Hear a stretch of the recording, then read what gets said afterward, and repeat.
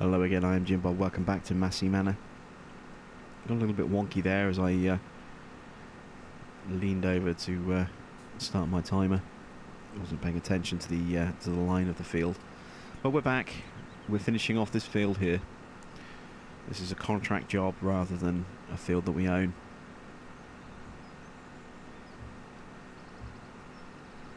So we'll get a nice amount of money for working this field.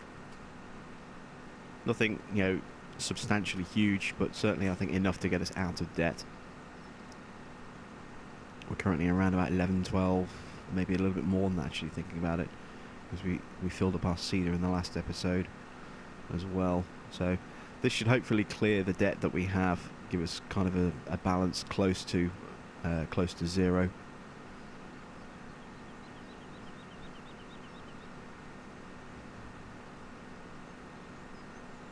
And once this is done, we'll have to restart our seeder,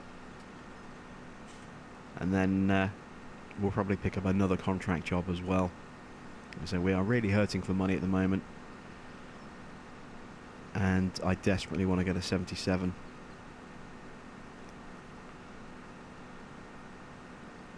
I desperately need a 7700 added to the farm now.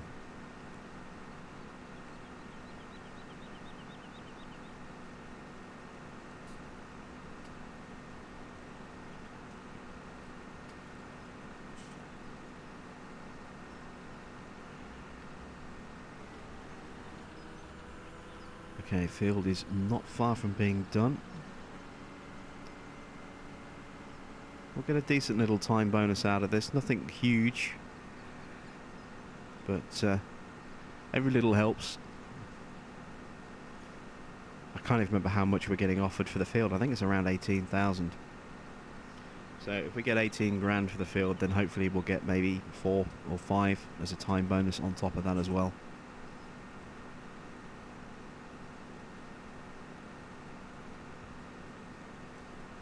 That'll be a nice little extra boost financially. We could certainly use it.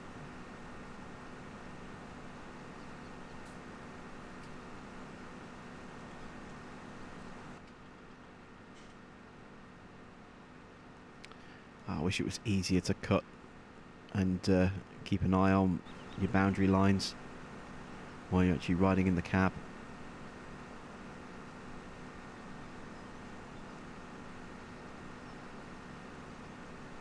It's one thing I've always struggled with is in-cab harvesting. I just find it really difficult to just stay in a straight line.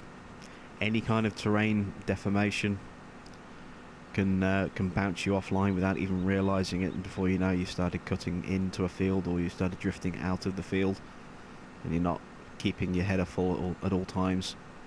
That's why I prefer to harvest from this kind of angle, like this or like this. It just means I can do it much more efficiently.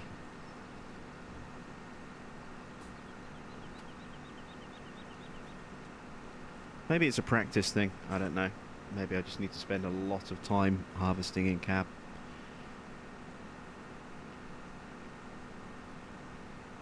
If you've got any tips or suggestions, then please do let me know in the down below. Drop a comment on the video, and any pointers or tips for improving harvesting in cab. Bear in mind, I am in a console, or I am on a console rather than in a console. I'm on a console, so I can't use something like GPS. Not that it would really be that much help on this particular field anyway, because we're going off at angles, as you can see, against the grain there. But if you do have any hints and tips, then obviously please do let me know in the comments down below.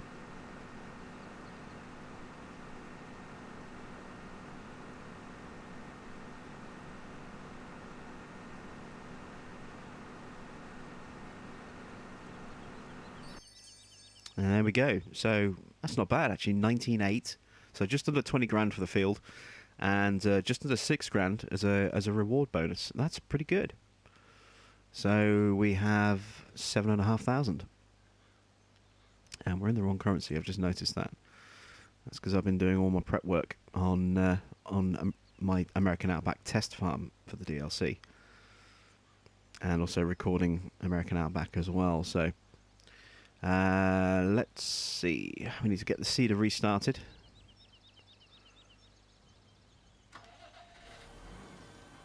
There we go. So he is off and running, and we're going to go back to that field that we've just worked, and we are going to do another job. Let's just check in on the sheep. Yeah, they have started producing wool now. Not a lot, but it's a start.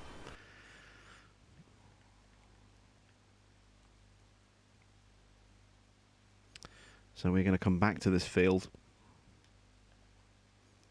and we can do a spray job here.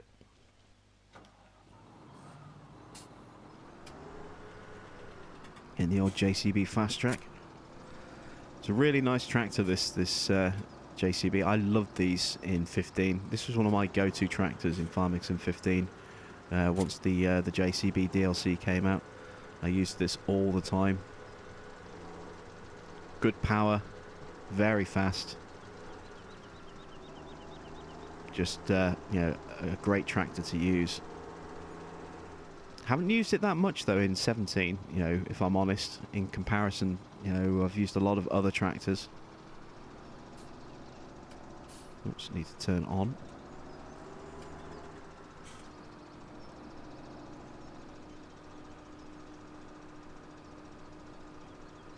Are we slurring? Yes, we are. There we go. It's really awkward as well with the way I've got my camera set up now.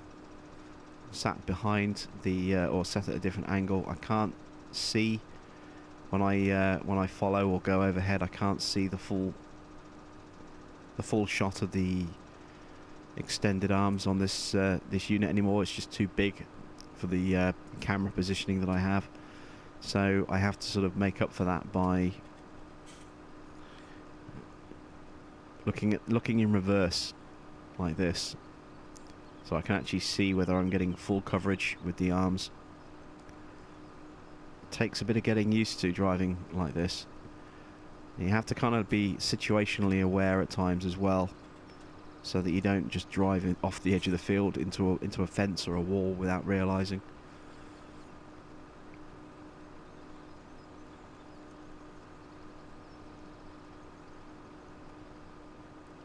Oh, we're drifting away, look. It's a little bit messy. Doesn't need to be perfect, but I like to try and be perfect where I can. It's just more efficient. We can get jobs done quicker, we can earn more money that way. And we are going to cultivate this field afterwards as well.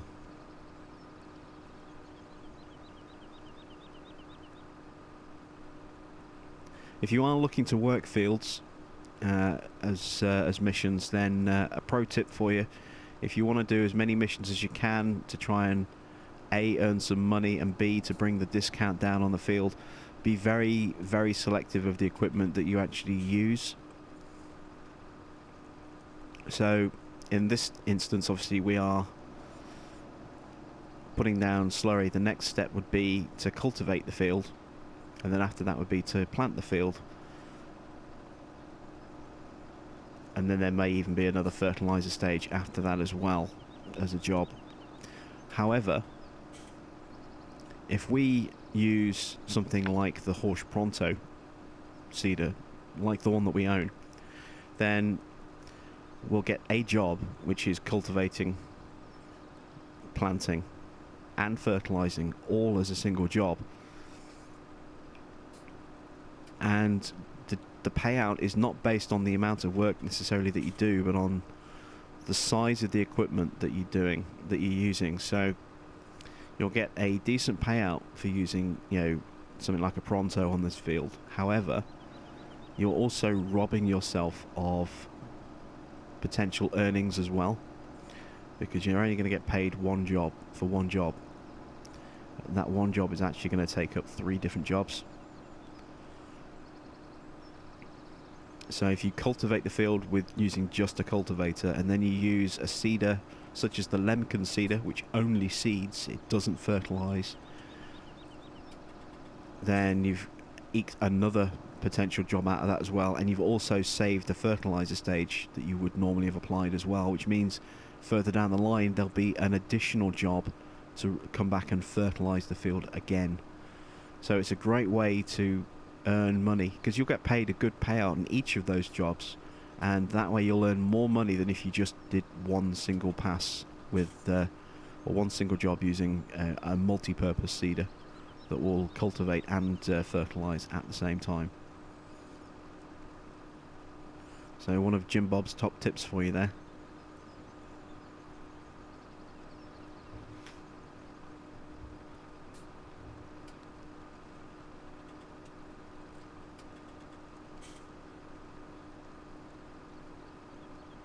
Right, is our worker still going? Yes, he is. He's going the right way on the field as well.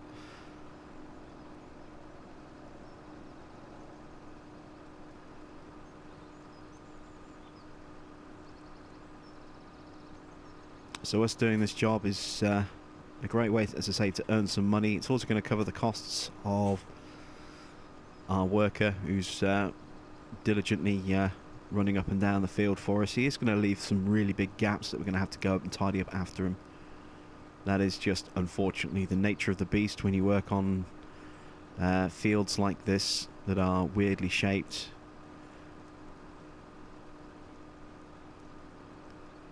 Yeah, you're always going to encounter patches that the AI just doesn't like, and so he'll just stop and turn around and go off in the opposite direction. Think of him almost like a Roomba.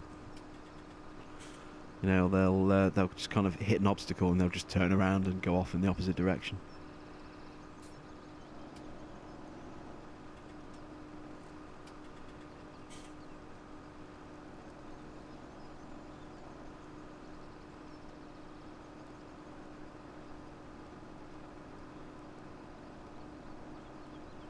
Okay, so we're going to get most of this section here, by the look of it. Just turn around. Oh, look at that, that's perfect.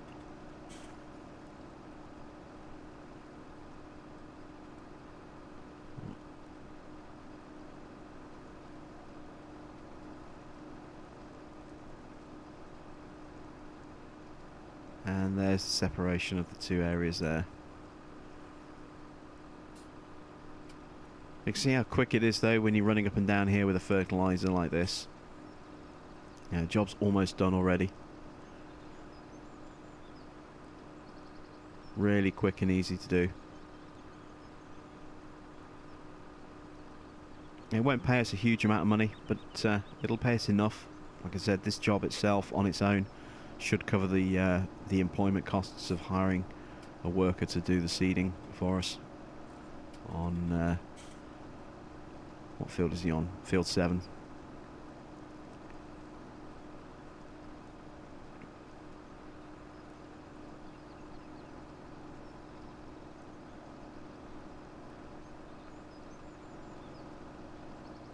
Spin around there.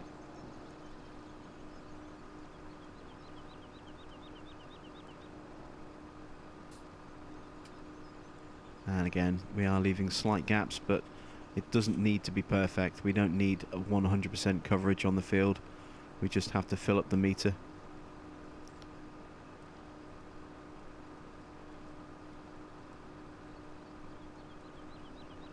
Which will happen any second now.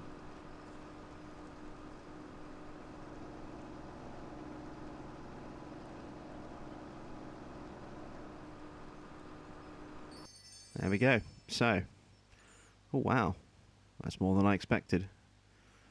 So, over 5,500 there for that job. I'll tell you that. So let's see, how much is a 77? I think it's around 200,000, isn't it? For a decent one. So we've got 210. We're going to need to probably put a upgrade on the engine. So we're going to be looking at 187,000.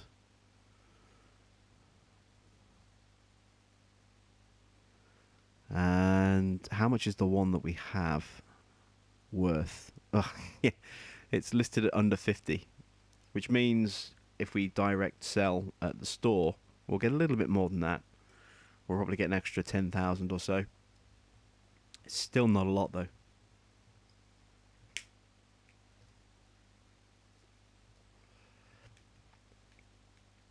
So a fair bit more work to do just yet. Let's check in on our cedar guy. Oh, he's found that awkward patch by the tree, hasn't he? Yeah. Okay, so let's drop that down there. Let's just quickly do this little patch just to see just ourselves here.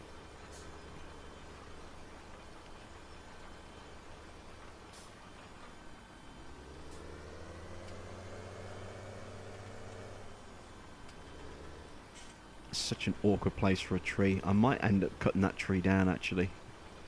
Next time we come to plough this field, I'll probably cut that tree down so that we can just cultivate straight over the top of it.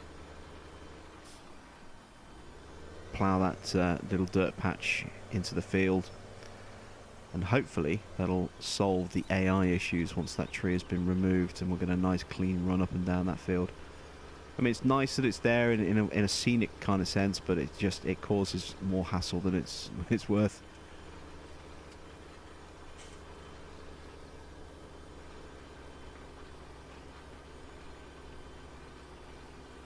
I'd like to get this field at some point as well. I think that's field 6. Yeah, I'd like to get field 6 at some point, but I think that's about 500,000, and we just cannot afford that at this stage. And unfortunately it's one of those fields that has no programming on it whatsoever, so we can't do any contract work on it, we can't discount it. This is why we have withering turned off, so that when we do actually come to buy that field, oh, he's still in that tree zone where he doesn't like it. We'll pull him a bit further forward.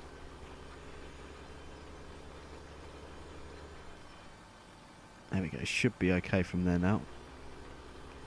Yeah, the problem with this field is, as I say, because there's no contract work of any kind programmed into it, there's no growth stage or anything like that, you know, we can't... Oh, it's less than I thought. 280,000. But we'll get a nice harvest of... is that wheat?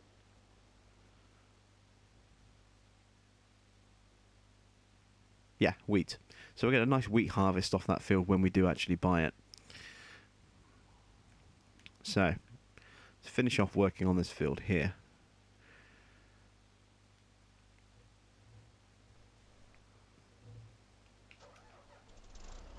A little bit of a wobble there from our folded up cultivator.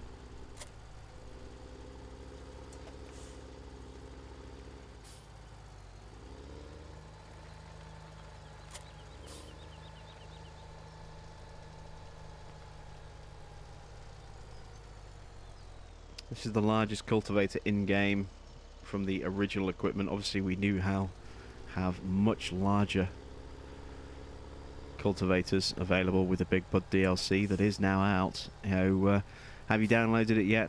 You know,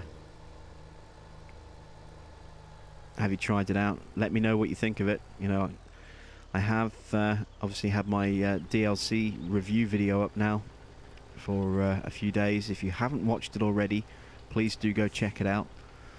And if you haven't tried the DLC or you're still on the fence about it, umming and ahhing, then do give it a watch. I hope it'll help make up your mind for you one way or another as to whether or not you think it's worth it. You'll see all of the equipment in operation.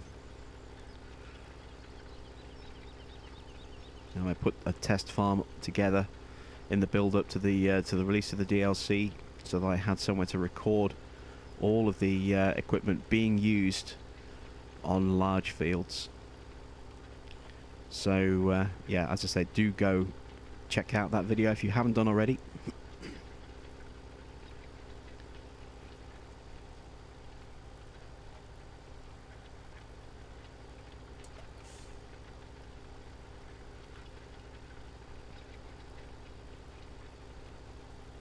But I think this is what, a 12-meter cultivator? Is it maybe 15 meters?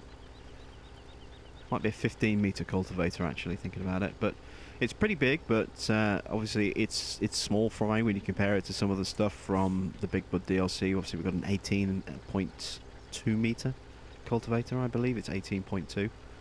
We also have a 24-meter cultivator as well. You know, those things considerably bigger than this one. Just maybe not the most practical things to add to a farm, you know, in this location.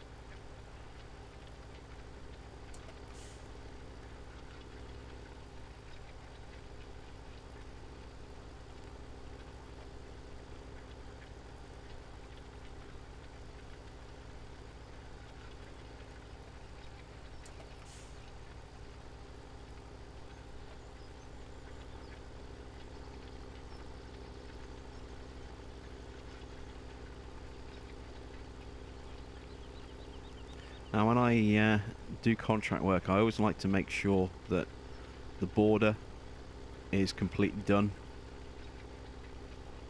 when it comes to cultivating and or harvesting, because you'll notice sometimes, and it's quite prominent on Goldcrest as well, where you tend to get a border around the field of just, you know, cultivated land that hasn't been planted on. And therefore doesn't have crops growing on. Sometimes you'll find that when you do a job, because of the way the field is shaped and cut, and the fact that you don't always get full coverage, you'll sometimes find bits of, if you've got withering turned on, you'll find dead bits of the previous crop growing around the edge of the field, with the new crop inside it, and it looks horrible. It really doesn't look good at all. So I like to try and prevent that from happening by making sure that I work the borders of the field, or at least the plantable, you know, triggered edges. So you can see the difference here in the ground colour between fertilised and unfertilised soil. The fertilised soil is never ever worked. That you can see there, that always stays, you know, that darker colour once it gets sprayed for the first time. You know, those are areas that the crop never ever grows, at least on this particular field anyway. So you do get these weird little sort of what's the word I'm looking for? It's not divots, but these little spots, you know, that jut inwards.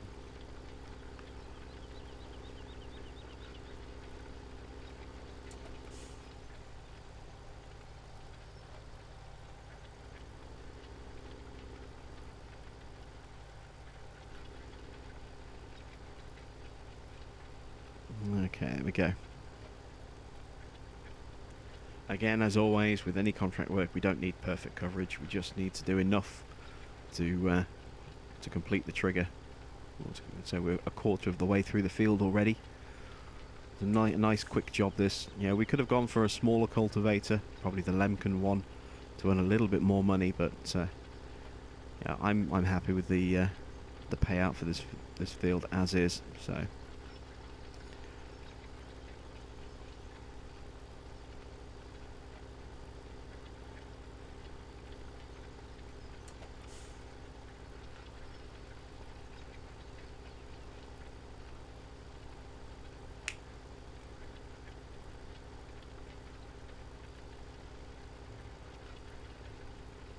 And again, because we're on a field that goes off at weird angles like this against the grain of the soil, it does make it very hard to ride in cab, because you have no reference point to work with in terms of whether you're driving in a straight line. Really easy to do on a ploughed field, and when you're going up and down, because you can just follow the right furrow that's aligned with the centre of your tractor. You can still do it on cultivated ground and even seeded ground as well. Oops, just kicked my mic stand there as I repositioned my legs.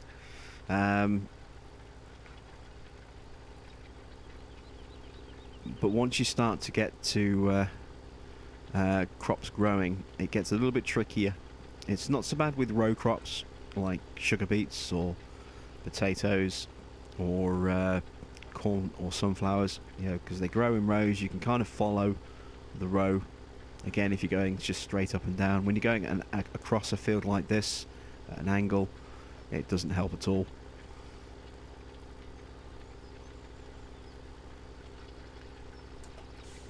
And then it gets almost impossible to read a field once the crops get to a certain height, because it just gets too thick to be able to see the ground underneath clearly enough.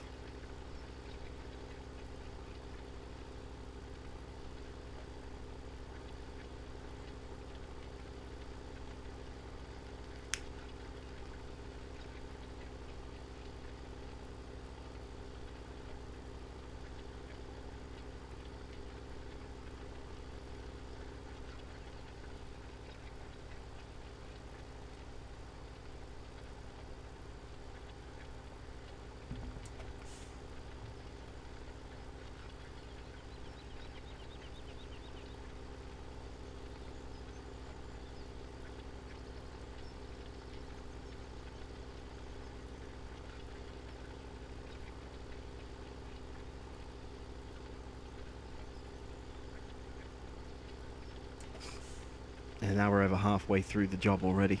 So again, we're motoring through at a nice, good speed here. We're earning some decent money. Would probably have done another round of silage baling, you know, had I had a tractor available to actually do some efficient mowing. But with just that little mini Massey that we have, it's just too underpowered for that job, unfortunately.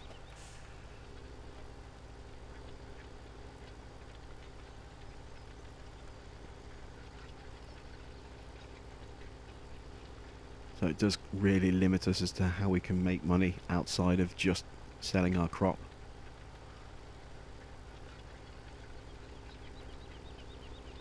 This is a strange field next to us here as well. Look, field 18. What is that? Is that soybean on there? So let's do it this way. It might be wheat as well by the look of it. But again, you can just see at the bottom of the field there, that patch that just never gets worked. It never grows. You know, you can plough it as part of the contract, and you can cultivate it, and you can try and run a seeder over it, but it just won't accept seed on that part. It's just like non-existent land, effectively, or unworkable land. So you just get this patch at the end there. I mean, it's kind of awkward with the tree where it is there again. So if we did buy that field, which wouldn't be that expensive a field to buy, you know, if we did end up buying that field at some point, then we would obviously just cut down that tree so we can use the bottom part of the field comfortably as well. That'd be a bit of a chore. We'd have to chainsaw it and, you know, delimb the tree manually with a chainsaw, haul all the logs away, or just chip them. Now, something else we could do actually to make some money, we could actually look at doing some forestry on this map. We've got plenty of trees that we can cut down, so we might actually explore a bit of forestry while we're waiting for the next set of crops to grow in. I know I've talked about forestry before on some of my other farms. I don't think, you know, ever really come close to a point where I'm about to start forestry, but maybe we'll do that on this one. Let's get this job done, see how much money we've got, and maybe look at hiring some logs and log trailers and stuff, and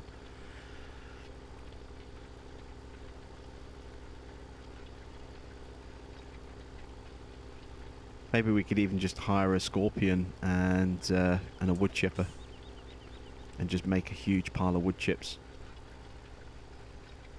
Where's the sawmill on this map? I think it's down by the BGA.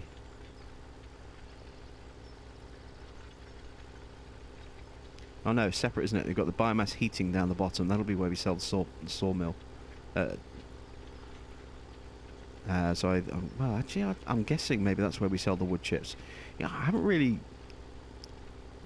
been on this farm in full exploration mode for a very long time. Not since the map was first released.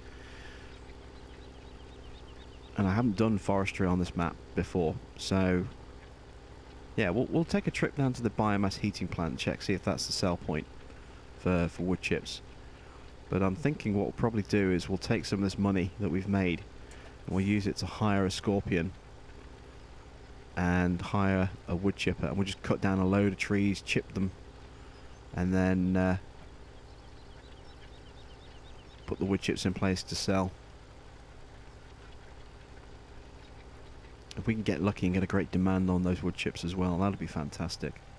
That'll be a huge, boost of income when we do actually come to sell them.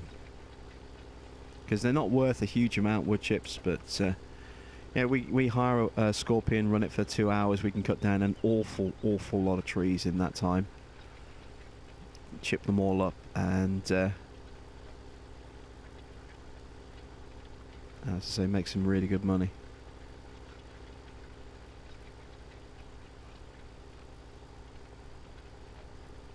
The thing I've found with lumber in this game is that you actually make more money with wood chips than you do selling logs. And that holds true until the price of the wood chips drops to I think less than 130, and then the logs actually become more valuable as logs rather than as wood chips. But it may vary on mod map to mod map. It depends on what the map creator decided to do with pricing. I know that some map makers like to change the pricing of certain incomes on their farms. So the silage, for example, on Drummard Farm is vastly higher on that map to any other mod map that I've come across so far. You get about £1,000 per 1,000 litres of silage, whereas most maps you probably only get around 2 to 250, maybe 300. So it's significantly higher on Drummard with that. I know that the base prices for all of the grains on Lawfolds are slightly higher than they are on normal maps, and that's because Lawfolds is very expensive in terms of buying the fields. They are very large fields. There's a lot of them. There aren't many small size fields, and they're all quite pricey as well. They're all several £100,000 to buy. So to offset that, I know that Stussy did tinker with the pricing of the grains ever so slightly, made them a little bit higher than the usual prices that you would get from regular maps like Goldcrest or Sosnovka.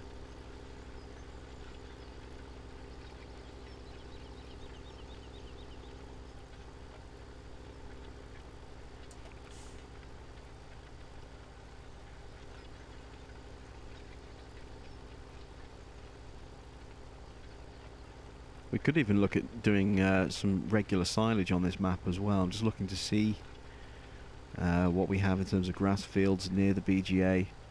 There's a couple there. There's 32, 33 and 34.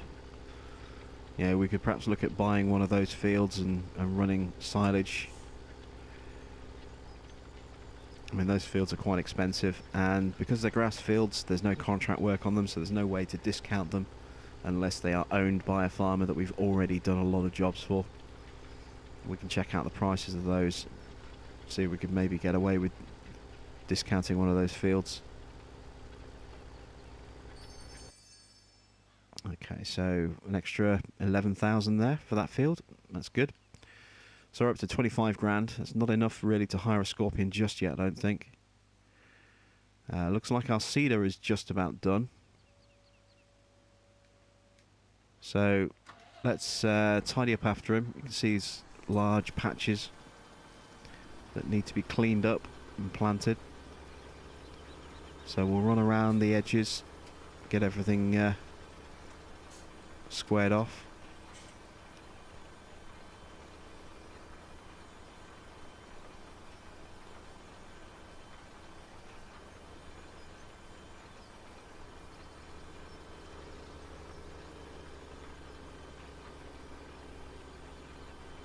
And then we can get him started on the next field.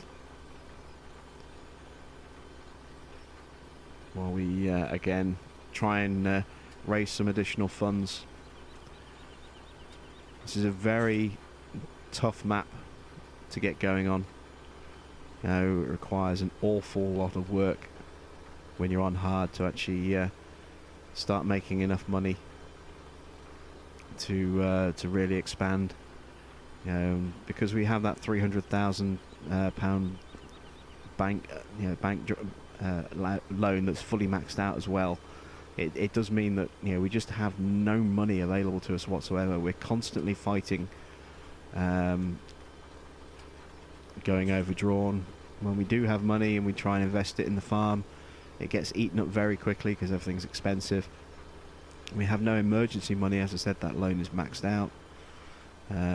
We are incurring, you know, ever-increasing maintenance costs and vehicle running costs, and our loan payments are very high because, you know, the loan is 300,000. So, you know, we're paying, you know, £2,500 a day just in loan interests. It all adds up. So any money that we do have gets eaten away very quickly with all of our outgoing expenses.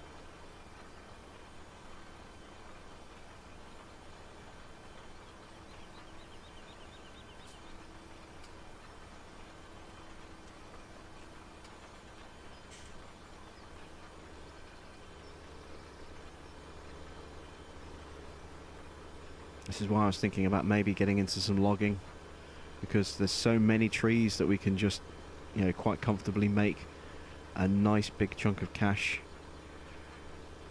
from either selling lumber or from selling wood chips.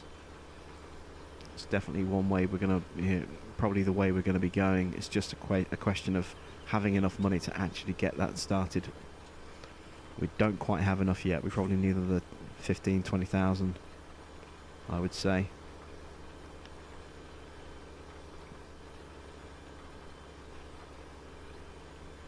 Because we need something to cut the trees down. I mean, we don't necessarily have to use a scorpion, but it would certainly speed things up a bit. Plus, we'd be able to automatically cut the trees into much more manageable lengths as well to throw into a wood chipper or to load onto a trailer than doing it by hand. So it would speed things up, you know, considerably, and it's worth the cost. You know, if we can really streamline our log cutting performance, you know, the money that we spend will easily be made back by the sheer higher volume of logs we'll be able to process in the same amount of time as without a scorpion.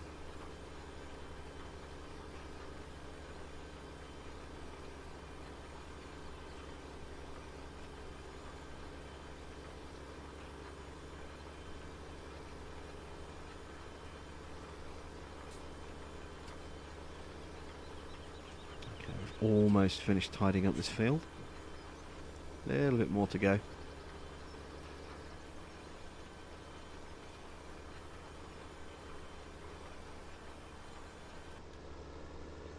Just around the tree now, I think, is the only patch that's left.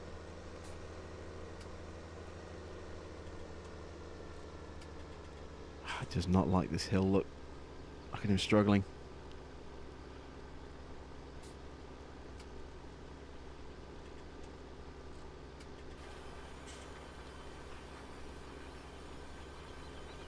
Yeah, definitely going to remove that tree in the future. It's just more hassle than it's worth. Okay, so this is the last little bit here. There's a little clump on the other side of the tree.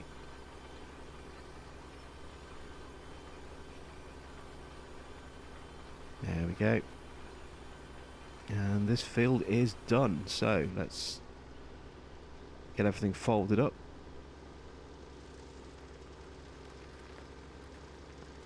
move him on to the next field and get him working again.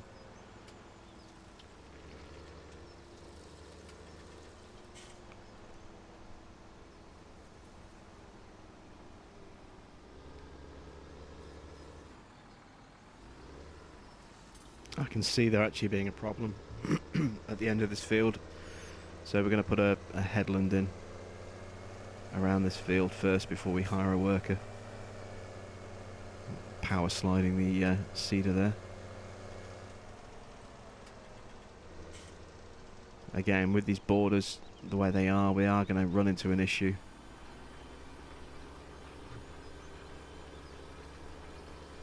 So we'll do this headland.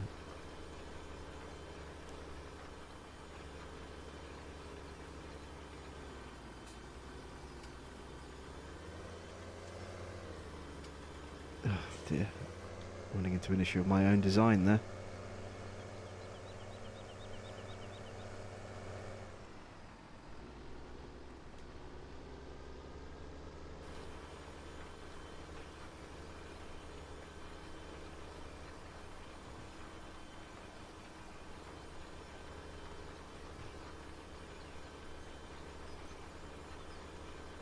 This will give us stage 2 fertilisation on all of our fields. Obviously we are going to have to fertilise our row crops as well, now that they are done, being planted and they've gone through their first growth stage. We'll need to spray those pretty quickly. Here we're definitely going to need to have this headland here. I'm going to need to probably do a double width on this actually, just because there's no turning room at all.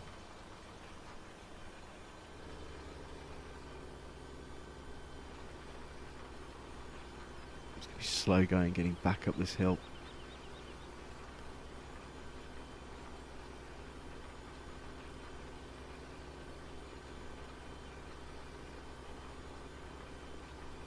Oh, he's fighting it, come on.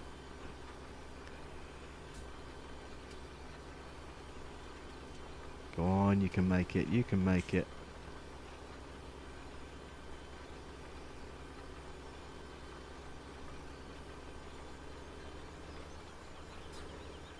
There we go.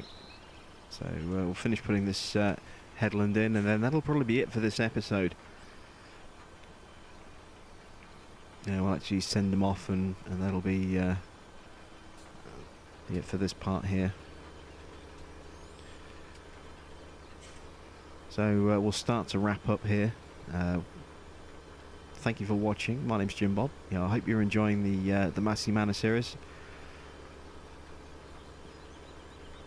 Please do check out my other farms as well if you haven't done already. So Sandy Bay, Fent Farm on the Drummond map, and of course American Outback, which now has Big Bud content included as well.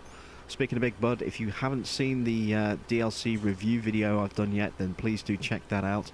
If you haven't bought the DLC yet, then hopefully that'll help make your mind up as to whether or not you think it's worth it. It'll showcase all of the equipment being used, give you my thoughts and opinions.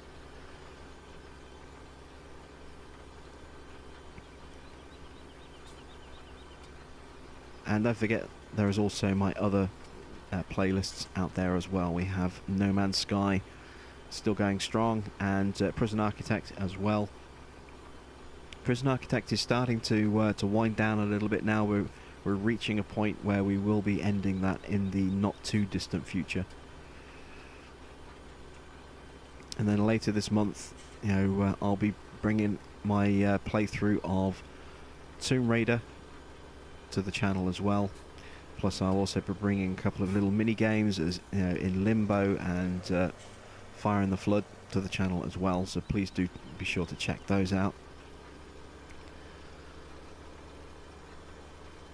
Once again, thank you for watching. I am Jim Bob, and I will catch you back on the farm very soon.